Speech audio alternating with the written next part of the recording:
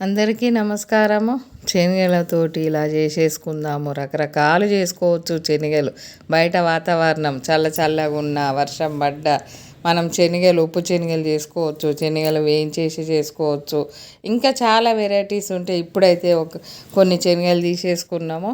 ఇలా ఆయిల్ పొయ్యి మీద పెట్టేసి ఒక్కొక్క గుప్పెడు వేయించేసుకోవాలి. ఎక్కువ వేయకూడదు శనగలను. ఇలా మనము ముందు ఆయిల్ వేడి కాగానే కొంచెం మీడియం పెట్టేసుకొని ఇలా కలుపుతూ ఉంటే పైకి తేలిపోతూ ఉంటాయి.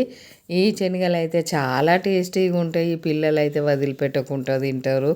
మంచిగా స్పైసీగా చేసి ఇస్తేనైతే ఇంకా మనము పిల్లలకి అప్పుడప్పుడు స్కూల్ బాక్స్లో కూడా పెట్టవచ్చు. 15 రోజుల వరకు స్టోర్ చేసుకోవచ్చు వీటిని.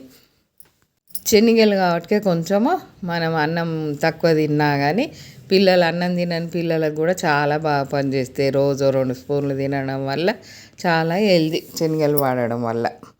ఇంకా ఇలా అన్నీ వేయించేసుకొని మనము కొన్ని ఎల్లిపాయలు వక్క ముక్కగా దంచేసుకోవాలి. కొంచెం సాల్ట్ వేసేసి ఇంకా ఇలా ఎంత మంచిగా వేగిపోతాయో అసలు.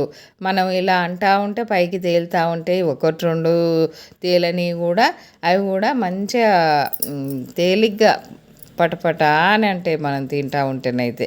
కొంచెం కరివేపాకు కూడా వేయించేసుకోవాలి అదే ఆయిల్లో. ఒక 4 ఎల్లిపాయలల్లో కొంచెం సాల్ట్ వేసేసి కచ్చపెచ్చగా దంచేసుకోవాలి.